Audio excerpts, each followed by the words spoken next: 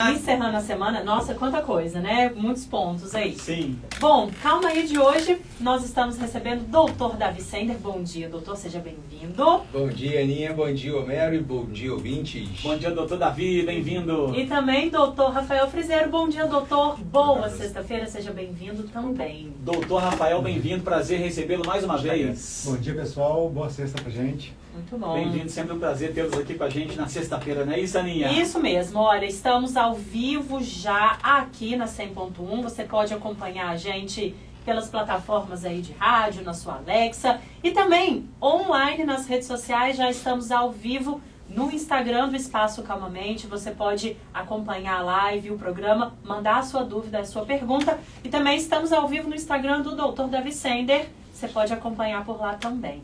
O tema de hoje é pets e a sua influência na saúde mental.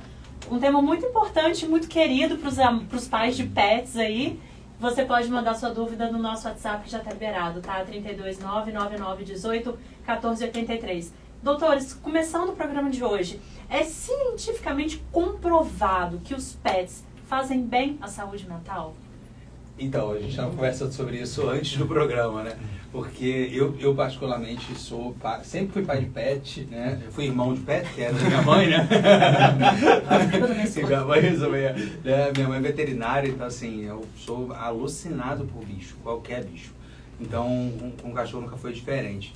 Mas quando a gente olha as pesquisas científicas, a gente sempre teve uma romantização um pouco grande em relação ao efeito do pet, na verdade, na nossa vida.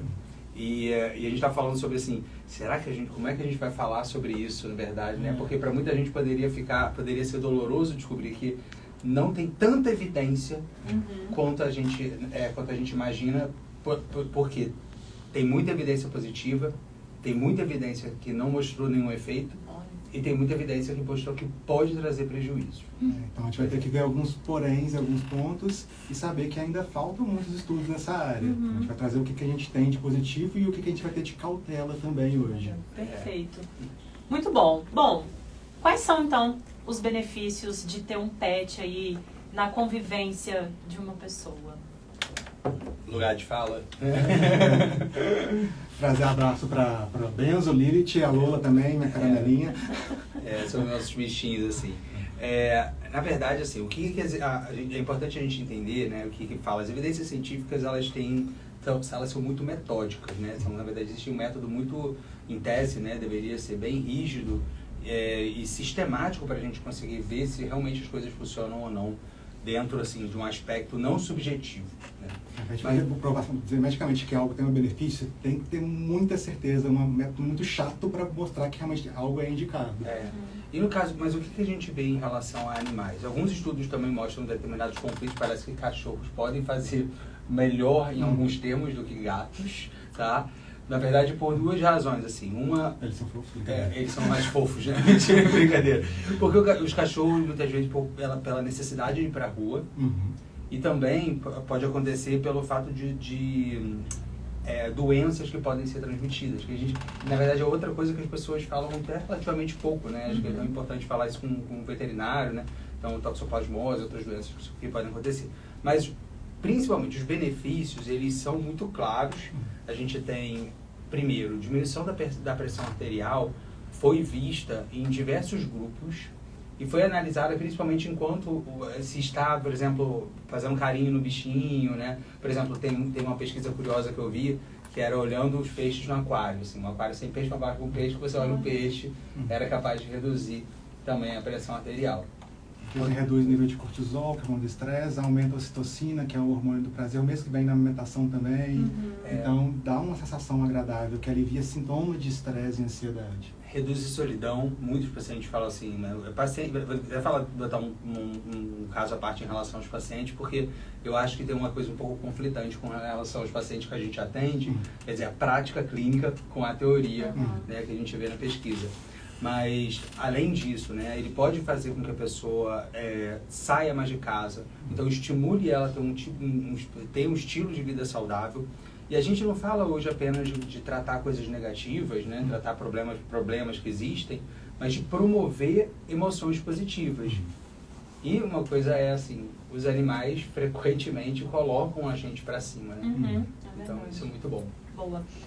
Estava pesquisando, né, e até foi um ponto, doutor, esse de estimular sair de casa. E o pet, querendo ou não, quem tem sabe, que ele tem uma rotina. É a rotina de acordar, de sair para passear, de comer. Isso, de certa forma, pode também auxiliar na saúde mental da pessoa? Isso sem dúvida. Até para explicar isso aqui, existe uma técnica de psicoterapia em casos de depressão, por exemplo, que a gente chama de ativação comportamental, que é você reconectar a pessoa, mesmo que ela não esteja motivada, com atividades que têm prazer ou um senso de propósito. E o animal, às vezes, força a pessoa a fazer isso, como se fosse um catalisador, para ajudar a promover essa ativação comportamental. Uma amiga ontem, psiquiatra, inclusive, me enviou um relato de um paciente vendo esse tema, que foi bem interessante. A pessoa que faz tratamento da depressão, ela fala, só levanta da cama porque o cachorrinho vai e acorda ela com o rabinho balançando, pedindo a ração. Aí ela tem que levantar para colocar a ração para o bichinho, aí já faz com que ela levante, tome o remédio, tome o café da manhã, e depois o bichinho pede para passear, aí para ajudar o bichinho sai de casa, e ela falou assim, se não fosse por ele, seria muito mais difícil tratar a depressão. E relatos assim a gente vê com frequência. A gente vê com muita frequência. Então a gente pode, claro, a gente tem que individualizar, mas em alguns casos o animal pode ser um auxiliar, né, nesse tratamento.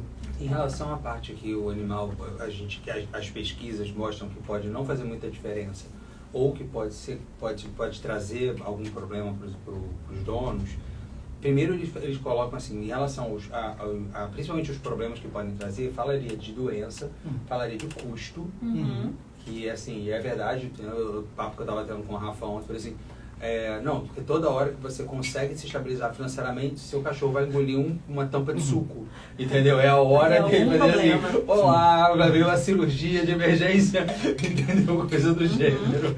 Então, assim, o custo é uma coisa também que pode estressar, o grau de responsabilidade. Se o cachorro, o dono, enfim, não consegue ter controle e faz xixi, cocô em vários lugares, ou se às vezes gera, por exemplo, conflito entre o casal, quando se separa, por exemplo, e aí se torna mais uma questão entre eles, né? Então, ele pode ser um lugar, né, de dor, né? Principalmente também quando falece.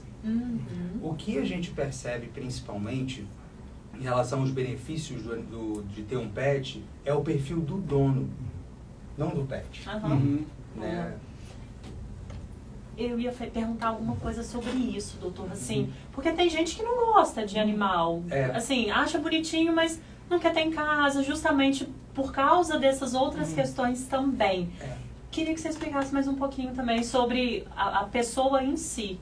A pessoa, por exemplo, que não gosta, né, de animal, para ela vai conviver com isso, vai definitivamente vai se tornar um ponto de estresse. Na verdade, com qualquer estresse, gente, crônico, o cachorrinho, ou que seja o animal, não fica um dia na casa, né? Ficam temporadas de anos, se tiver muita sorte. É que o estresse crônico, ele é o que mais gera, é o que dá mais envolvido no risco de depressão. O estresse crônico, né? Não tanto o estresse agudo. Então a pessoa pode perder um senso até de ninho, porque ela chega em casa e a casa tá com cheiro que ela não gosta, ela não tolera, não costuma, a rotina do cachorro não se adapta, porque não se apega. Então, o perfil da pessoa que tem e o quanto ela tem a relação, como é essa relação, como é o amor que ela tem por bichos e por se adaptar àquela vida simbiótica. Na verdade, simbiótica não, né? Tipo, é simbiótica pelo cachorro, praticamente, né? Proto-cooperativa, vamos dizer assim. Se ela não tiver essa relação, definitivamente vai ser uma coisa difícil. E além de gostar, ela tem que ter condições de ter o animal. Que a gente fala, uma preocupação muitas vezes, você fala, o animal faz bem saúde mental, vamos ter um bichinho para cuidar da saúde mental. Não, a ideia, você adotar um animal, é para você cuidar dele, para você dar um conforto, uma vida agradável para ele. O animal não pode ser exclusivamente uma fonte de benefícios para você. É uma vida, então tem que ter responsabilidade e condições de cuidar do animalzinho. E saber que em algumas condições ele também pode ser uma fonte de estresse. É uma vida, ele adoece, tem custos. Isso tem que ser levado em consideração. A gente estava falando isso mesmo, que dentro da temática de hoje, o que a gente estava pensando era que, na verdade, a gente deveria estar falando não só, talvez principalmente, sobre o benefício de ter um pet pra gente, mas qual é o benefício que a gente pode proporcionar ao pet, né, como tutores. Né? Então, assim, a grande questão é essa, tipo, como ele vai fazer bem pra minha vida? Como é que ele vai fazer pra saúde mental do tutor? Não, mas pera, como nós, como tutores, podemos fazer bem pra vida desse bichinho? Essa eu acho que é a maior pergunta que a gente pode fazer. Boa. Tem algum tratamento, doutores, em que assim, realmente é indicado a pessoa adotar um pet junto com, claro, né, o tratamento realmente científico? Sim. Mas a gente tem que contextualizar. Existem os animais de suporte emocional, os veterinários até falariam melhor, que são animais treinados para esse fim, adestrados para isso, para, por exemplo, facilitar de reconhecer uma crise de ansiedade ou alguma outra condição em que ele vai intervir, vai para o colo, vai auxiliar, vai dar um conforto emocional. Então, existe um animal com essa finalidade, com esse treinamento, mas, mais uma vez, tem que ser individualizado, tem que ver o caso em que aquilo ali realmente vai ter um benefício ou não. Não é qualquer pessoa, por exemplo, com depressão, ansiedade ou estresse pós-traumático, onde eles geralmente são mais indicados, mas tem que ser um caso individualizado. Não é qualquer pessoa com diagnóstico que a gente vai pensar nessa estratégia. Mas, assim, aí a gente entra na prática clínica. Exato. Eu particularmente já prescrevi, assim, mais de uma vez, assim, vou ter assim, prescrição. Primeiro, psicoterapia, segundo, tomar medicação, terceiro, comprar um shih tzu. Tipo, assim, já aconteceu. Aí, claro que às vezes que aconteceu, não era paciente de primeira vez, já era um paciente que eu conhecia há um pouco mais de tempo. E eu nunca esqueci de uma paciente que eu atendi, um CAPS, na época, que, assim, enfim, não podemos falar com a facilidade, mas assim, eu lembro que ela era um caso muito complexo. Ela não melhorava, de jeito nenhum. A vida para ela não valia a pena, e ela tinha um transtorno de personalidade e uma depressão crônica. E aí, assim, já estava atendendo ela sei lá, alguns meses, né, alguns bons meses. E aí eu falei pra ela, olha só, vamos, ninguém gosta de mim, minha família não gosta, não tem ninguém. Eu falei assim, mas por que você não pode ter um pet? Aí eu falei assim, será que não é isso? Quanto isso poderia te beneficiar? Acho que não, vai ter sim. E foi assim, mas na verdade foi isso que a gente combinou na época. E ela ficou um tempão sem voltar. Eu tinha achado até que ela ficava muito brava. Quando ela volta outra pessoa, outra pessoa, colorida, assim, tipo, muito, muito mais bem cuidada. E ela falou assim, você me prescreveu minha vida. Olha. Aquele de acordar de manhã e ver aquele bichinho, aquilo ali que o Rafa colocou, me trouxe um senso de propósito e até mesmo de pertencimento que eu não tinha na minha casa, que me trouxe a vida de volta. Agora eu tenho minha razão. Agora olha minhas fotos aqui. Começou a mostrar milhões de fotos de cachorro, obviamente, né? Quem não faz isso, né? Quem não faz isso? Olha meu filhote, né? Bom dia, doutor. Chegou pergunta aqui, ó. Bom dia, doutores. Isso que o doutor Davi está falando, eu queria fazer a seguinte pergunta. Os cães são sensitivos? Sentem quando a gente está triste? Tenho a sensação que o meu tem esse dom. Ou é doideira da minha cabeça? Obrigada, bom dia. Eu tenho a mesma sensação. A Lola, quando a gente está meio para baixo, ela não sai do nosso lado, põe a cabecinha no colo. Mais uma vez, eu acho que um biólogo ou um veterinário poderia responder com mais propósito que nós. Mas a gente estuda alguns, eles conseguem perceber algumas linguagem corporal ou tom de voz, eles conseguem perceber essa emoção de certa forma. Mas depende do animal. Não quer dizer que todo cachorro seja sensitivo. Mas alguma habilidade de interação social eles têm sim. Assim, eles têm uma questão evolutiva. A gente tem que lembrar assim, a emoção, ela é ela é uma função evolutiva. Então, vários animais que assim, conseguem expressar cada vez mais a emoção. Por exemplo, a forma de expressão da sofisticação emocional de chimpanzé, por exemplo, é maior, né, por exemplo, do que um cachorro.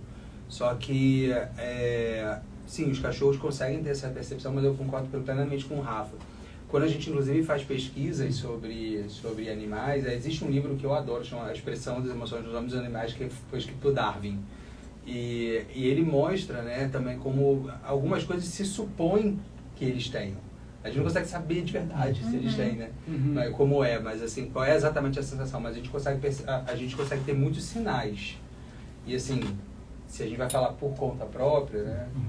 Por conta própria, como leigos no assunto em termos de animais, porque eu falei, veterinário e biólogo seriam melhores, eu tenho também completa sensação de que os meus bichinhos sabem exatamente o que eu estou sentindo. Os tutores sabem, é isso que importa. Chegou um relato aqui na live da Ana Cecília. Tem uma vizinha que mora sozinha e tem um companheiro, José Antônio, um cachorro de rua adotado. Da minha casa eu escuto a relação de amor e ódio deles. Me preocupa que ele não sai de casa. O José Antônio se tornou antissocial e a sensação que eu tenho é que ele fica pedindo socorro, porque sempre que alguém passa na porta, ele fica latindo e batendo na porta. Parece que ele realmente está pedindo socorro. Esse é o relato dela. O que a gente pode sugerir? Sugiro que com a Associação Protetora dos Animais, talvez, porque assim, se ela sente isso, a primeira coisa é conversar com a vizinha dela. Oferecer uma ajuda. Ela está precisando de ajuda e talvez não esteja em condições de ajudar esse animal também. E ajudando a ela, você também vai ajudar o animal indiretamente. Então, quando ela sai, ele fica latindo, né? Isso, às vezes o ponto às vezes quando ela sai, será que ela poderia visitar? É importante só que a gente diga que a gente não é veterinário, gente, né? Psiquiatras os dois. Psiquiatras que amam animais, mas... só. Muito bom. Doutores, a gente chegou a comentar, né, quando o cachorro ou o pet, né, ele falece. E realmente é uma situação muito complicada para quem passa por isso. Falo por conta própria, meu Luquinha faleceu já tem quase 1 ano e assim, até hoje ainda bate aquela embrulho assim no coração. Para pessoas que estão passando por isso ou que até tenham medo de adotar um animal por causa disso, o que a gente pode fazer? O que a gente pode falar? Vai fazer 1 ano que o meu cachorro, né, particularmente foi. E assim, como qualquer ser que a gente ame, né? A gente vai viver algum tipo de luto e o luto ele é uma experiência individual. Significa que ele não passa o mesmo tempo para todos. A maneira como cada um de nós vai conseguir lidar com isso e passar por cima vai ser completamente individual também. Então, tem pessoas que logo adotam outro cachorro. E isso é delas, né? Isso é uma coisa que jamais poderia ser criticada. Né? Tem pessoas que nunca mais querem de fato ter, né, Aninha? Que eu conheço também várias pessoas que falam assim, não quero nunca mais ter, porque a dor de perder é grande demais para suportar. E não tem muito argumento, na verdade, com relação a isso, porque se isso é uma escolha dela, né, se essa é uma equação que ela faz, embora, assim, no meu caso, por exemplo, eu não sei se é o seu também, Aninha, eu fiz questão de ter outro, não imediatamente, mas um pouco tempo depois, pensando, na verdade, numa outra coisa que eu ouvi a Monja Cohen falando assim, na época que eu perdi o Moisés, isso há muito mal, ela falou, esse amor que você tem por ele tá aí para ser transmitido para outro bichinho. E aí eu pensei nisso e falei assim, então talvez a questão, ela falou, você ter um outro bichinho para transmitir o mesmo amor que está em você. Maravilhoso. Quando eu estava fazendo a pauta, eu vi uma pergunta de uma pessoa falando assim, quem trata o animal como filho pode ter algum transtorno? Isso pode criar algum transtorno nessa pessoa? A gente também estava conversando sobre isso recentemente, que é um tema polêmico. Assim, a ideia jamais é criticar a forma sobre lidar com o pet, que isso em si não é um problema, mas ela pode sinalizar outros problemas. Por exemplo, se você perceber que essa pessoa ela trata o animal por ela ter uma solidão excessiva, por ter uma dificuldade de lidar com relações humanas e transfere para o animal, ou que sinta uma ansiedade muito grande na separação com o bichinho, isso pode ser indicativo de condições que merecem atenção. Isso. Por aí. Isso, exatamente assim. Então não é todo mundo que tem, mas isso pode geralmente é uma condição de regulação emocional. Então a pessoa utiliza o bichinho como uma extensão de regulação emocional. Mas é isso, exatamente, eu concordo absolutamente com o Rafa, que julgar isso, né, é um grande problema. É o maior problema que a gente pode ter, mas que se isso estiver, se isso estiver gerando prejuízo ou sofrimento para a pessoa, sim, aí pode, assim, definitivamente isso pode ser um sinal de que vale a pena buscar alguma ajuda para ver se, por exemplo, aí é o risco, o animal acontece alguma coisa com ele, né, se ela tem uma visão de filho, né, ou enfim, a separação, não consegue, como a Rafa falou, eu não posso viajar, eu não posso sair de casa sem levá-lo, porque ele vai ficar mal, na verdade é porque ela vai ficar mal, né, ou ele, não sei. Sim, aí vale a pena ter, e esse trabalho é justamente também com o próprio veterinário. Né, o apego, quando ele é de uma forma não muito funcional, pode fazer mal para os dois. Então a gente vai tratar às vezes a questão do apego, mas a atitude em si pode ser absolutamente normal e até ser boa para a pessoa e para o animal, mas tem que olhar com carinho para essa forma de apego. Muito bom. Deixa eu fazer mais uma que chegou aqui, ó. Bom dia, doutores, bom dia a todos, muito bom o tema de hoje. Queria saber se podem dizer, os cachorros têm depressão ou tem dias que estão na bad? O meu tem dia que fica tristinho e eu tenho a sensação de que ele está triste mesmo. Então eu queria saber, obrigada. A minha amiga fala que a Lilith, que é meu Rottweiler, que ela veio da Coitadolândia. Que tem aqueles cachorros que são da Coitadolândia, né? Também você fica com pena. Embora não seja a nossa área de atuação, né, a comportamento animal, fora do humano, né? Porque às vezes, mas enfim, o cachorro pode ter depressão, sim. Falo assim no caso da minha mãe, né? Sendo veterinária, mas o cachorro pode ter. A gente não sabe se a experiência dele é a mesma que a nossa, mas sim, ele não só pode ter quadros de depressão e ansiedade.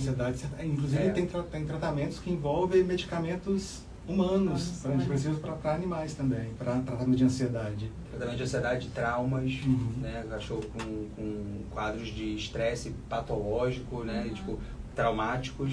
E é isso que ela falou, né? A gente, vira e mexe, minha mãe perguntava pra mim assim, você pode prescrever pra mim uma fluoxetina? Eu falei, mas você não toma fluoxetina? Ela, não, é só porque eu tô sem meu carimbo, é pra dar pro cachorro. Eu falei, tá. Então, assim, fluoxetina, Donarém, mirtazapina para aumentar o apetite de gato. Então isso também pode ser comum nos animais. É verdade. Tem mais um depoimento aqui, rapidinho. Ó. Bom dia, doutores. Autorizei a eutanásia no meu cão doente, mas me sinto mal com isso. Mandou só assim. Eu ia trazer essa temática e fiquei pensando, vou compartilhar, passei pela experiência quando era muito jovem, é uma das dores que eu carrego até hoje comigo. Por existir essa possibilidade dos animais, a gente tem que pensar também, é uma experiência que pode ser muito dolorosa para o tutor. Mais uma vez, não é sendo a favor ou contra a eutanásia, isso é uma coisa muito individual, não é um tema a ser discutido, mas o impacto para a pessoa é muito grande, de você escolher terminar a vida do bichinho, mas assim, o sofrimento. E o que levou para mim, o que levou para terapia na época, inclusive, foi eu fiz o que era no meu alcance para aliviar a dor do bichinho, que eu vi que estava sofrendo muito e eu não tolerava mais ver ele daquele jeito. Então foi uma escolha em família, mas é dolorosa e é algo que vale ser trabalhado. Na terapia, isso eu vou dizer assim, uma coisa que para mim particularmente funciona muito, mas que é claro que eu me refiro como um reflexo do que se fala no processamento em relação ao luto, né? A gente buscar qual é a fé individual é uma coisa que ajuda bastante, né? São vários fatores que ajudam a gente a processar o luto. Tempo, né? O primeiro, né?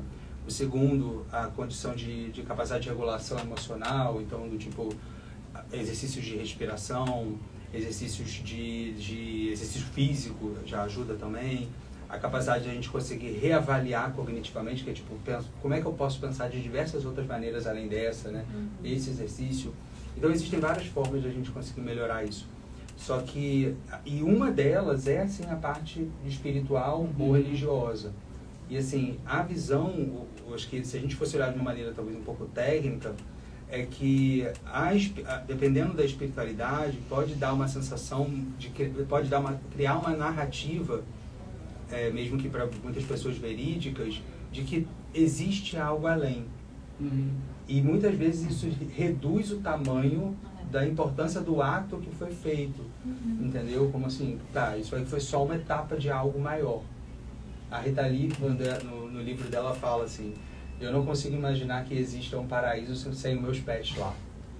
E eu concordo absolutamente. É isso aí. Boa, só mais uma aqui pra gente fechar que tá acabando o tempo. Bom dia, doutores. E os gatos também podem ajudar? tenho uma em casa e vejo como faz bem para os meus pais que têm depressão. Mas tem dias que ela fica pedindo carinho e estressa eles.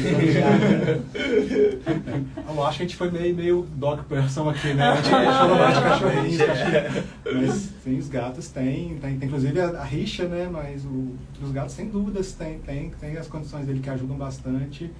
E às vezes dão menos trabalho, talvez. Pode ser menos, são mais independentes. Isso pode ser um fator, inclusive, de gerar, assim, naquela equação que a gente estava falando sobre custo-benefício, assim, né, do que é bom, o que não é, tá de problema ou não. O gato, ele tem, vamos dizer, seus benefícios, entre muitas aspas, né, não dá pra ver, né, pessoal que tá ouvindo, entre muitas aspas, né, em relação a tipos diferentes de relações. Eu, particularmente, assim, eu queria muito ter o Leandro, que meu marido que não gostaria, porque a gente mora numa casa aberta, o gato fugia, de ter medo. Sem contar que a gente tem um Rottweiler e um Akita. Mas eu tinha muita vontade de ter, assim, o gato, ele tem comportamentos comportamentos bem diferentes, né? Quem tem fala que essa independência maior, essa autonomia maior, pode fazer eles se sentirem mais especiais quando o gatinho vai em cima de você. Não é? Porque o resto do dia ele te odeia. Muito bom. Pra gente encerrar, se você está pensando em adotar um animal, seja um gato, seja um cão, enfim, pensa direitinho, conversa com a família, vê se é realmente isso, pondera, né, todos os pontos. É muito bom, é muito gostoso, mas tem uma responsabilidade imensa por trás. E adote, né? Podendo fazer, gente, eu concordo absolutamente. Tem muita responsabilidade com a vida de um outro ser. Isso aí. É isso, encerramos então, Homero. O programa de hoje muito bom, né, Aninha? Como sempre. Maravilhoso, maravilhoso. Mandaram aqui, os gatos são extremamente sensitivos de energia. Sua mãe. Minha mãe veterinária, sabe do que você está falando. Minha mãe que está falando? Lá. Não gente, é mesmo. Lá. Minha mãe. Sabe do que ela está falando. Gente, a mãe é verdade, gente. Um Defendemos beijo, mãe. Gatos. Um beijo pra mãe e meu pai, especialmente pra você. Melhor foi a reação do doutor Davi. Aninha, sua mãe é minha mãe. Tá ligadinha, doutor. Gente, mãe, olha só. Maravilhosa. Ô, mãe, doutor Davi, um beijo pra senhora. Beijo pra senhora. E pra vocês também, doutores, muito obrigada. Obrigado, gente. Sexta-feira que vem tem mais Calma Aí. A gente se encontra. Enquanto isso, a gente acompanha vocês nas redes sociais. Nas redes sociais, Espaço Calmamente, tá, gente? Perde não. E a gente se vê lá. Bom, o meu também, doutor Davi Sender. Meu doutor Rafael Frizeiro. Fechou? Fechamos. Obrigado, doutores. Sexta que vem tem mais às 8h30. O Acorda acabou também, Aninha. Acabamos. Segunda a gente volta às 5 da manhã. Bom fim de semana, pra tá? você também. Tchau, tchau. Tchau, valeu.